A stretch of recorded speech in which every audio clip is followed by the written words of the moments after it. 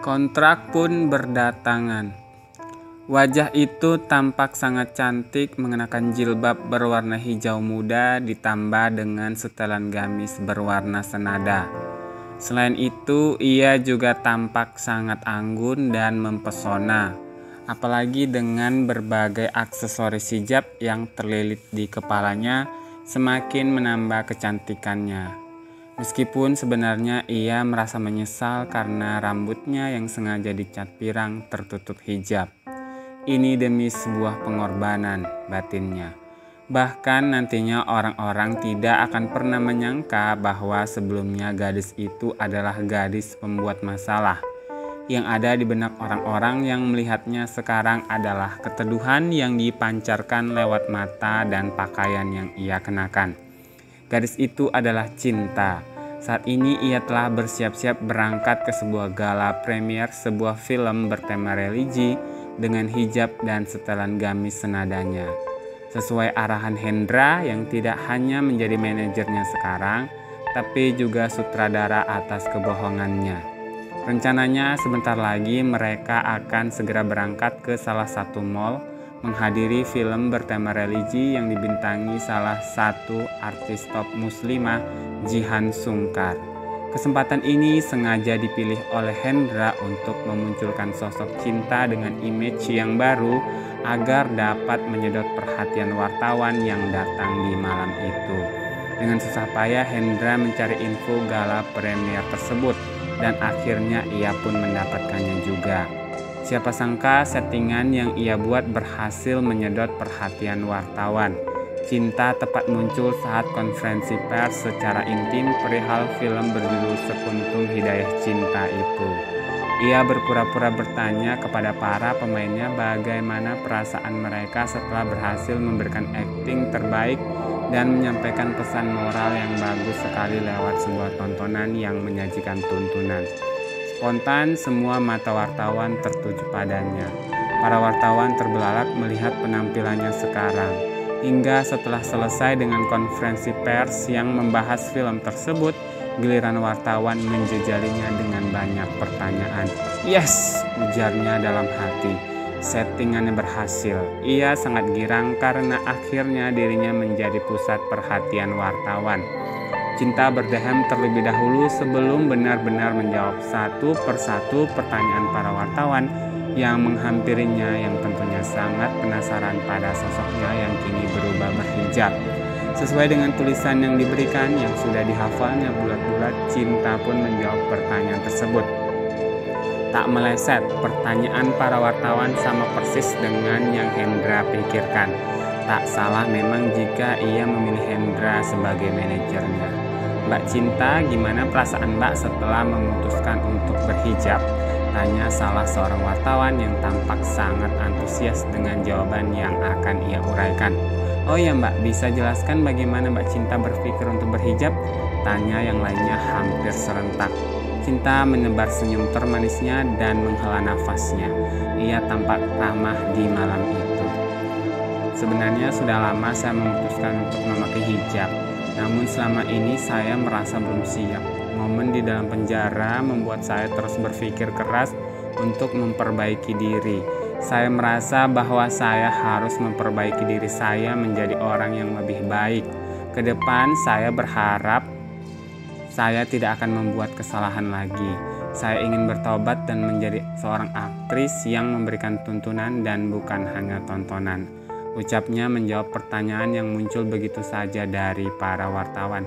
"Wah, Mbak Cinta hebat ya," puji seorang wartawan kepadanya. "Ah enggak kok, masalah yang membuat kita dewasa sebenarnya. Jika Allah tidak menegur saya dengan masalah ini, mungkin saya juga tidak menjadi seperti ini," sambungnya kemudian. Selanjutnya Cinta dengan lancar menjawab berbagai macam pertanyaan dari para pencari berita tersebut.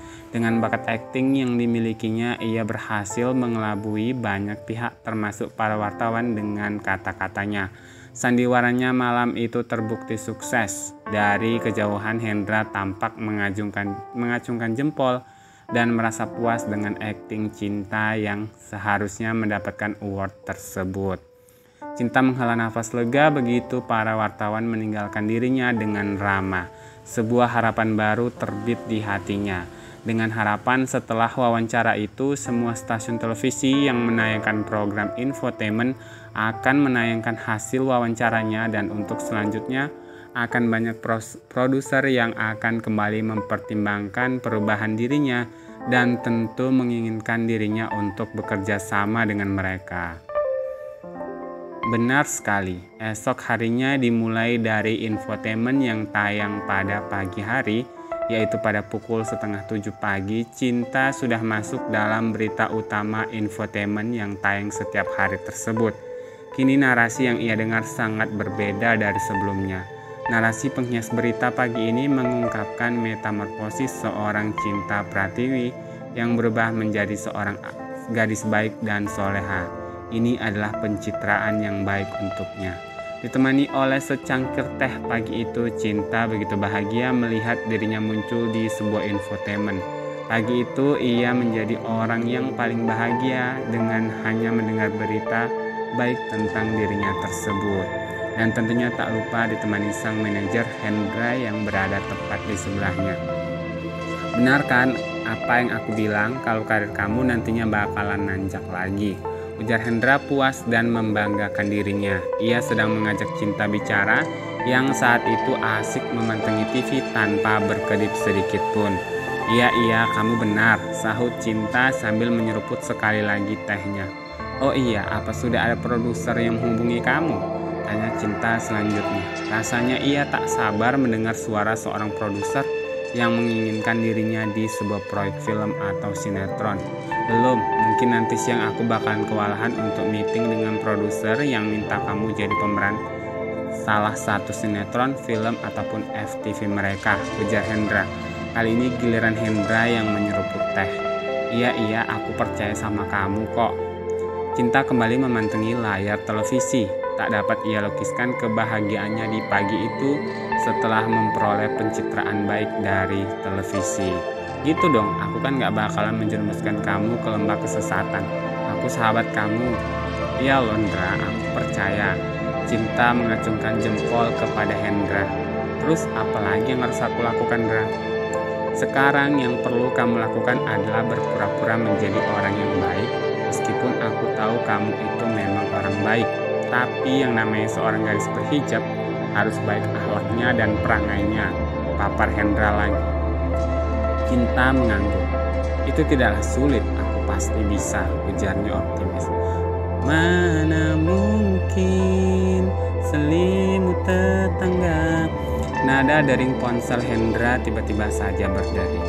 Ada panggilan masuk, sebuah nomor baru. Jantung Cinta tiba-tiba berdebar. Jangan-jangan siapa Hendra? Ayo cepat diangkat. Pasti itu dari produser, tanya Cinta yang tidak sabaran. Ia sangat berharap bahwa si penelpon tersebut adalah salah seorang produser yang ingin menawarkan sebuah kerjasama dengannya. Hendra pun demikian. Ia juga berharap panggilan telepon dari nomor baru itu adalah produser yang mengajak Cinta untuk bekerja sama. Tak mau berlama-lama, ia pun segera mengangkat panggilan telepon tersebut. Iya, assalamualaikum. Ini dengan Hendra, manajer artis Cinta Pratiwi. Apa ada yang bisa dibantu? Sapa Hendra dengan ramah memulai pembicaraan. Waalaikumsalam, saut suara di seberang sana yang menurutnya tidak asing lagi. Maaf, jika boleh tahu ini dengan siapa ya? Tanya Hendra dengan lembut. Jantungnya terus berdebar-debar, berharap telepon yang ia angkat itu adalah benar-benar dari produser. Demikian halnya dengan Cinta. Ia bahkan mengikuti semua ekspresi Hendra saat mengangkat panggilan telepon tersebut. Woi Hendra, ini abang kamu Dimas. Udah lama kamu gak kasih kabar ke abang ya. Sombong kamu, saut si penelpon tersebut. Mendadak Hendra lemas dan geleng kepala.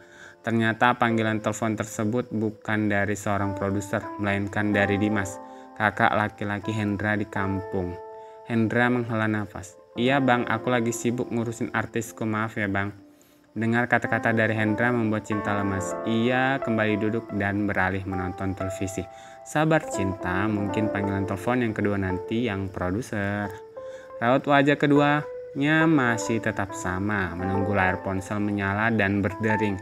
Meskipun keduanya menonton televisi, namun telinga keduanya fokus mendengar nada dering panggilan yang masuk. Keduanya berharap sebuah nomor akan menelpon dan memberitahukan bahwa penelpon tersebut adalah pihak rumah produksi yang ingin menawarkan pekerjaan untuknya. Namun sudah 3 jam lebih mereka menunggu, tak juga ada panggilan masuk dari PH alias rumah produksi. Entah itu PH abal-abal maupun PH yang paling top sekalipun. Beberapa detik kemudian, ponsel Hendra kembali berdering. Semoga panggilan yang ini benar-benar dari produser, harap keduanya serentak.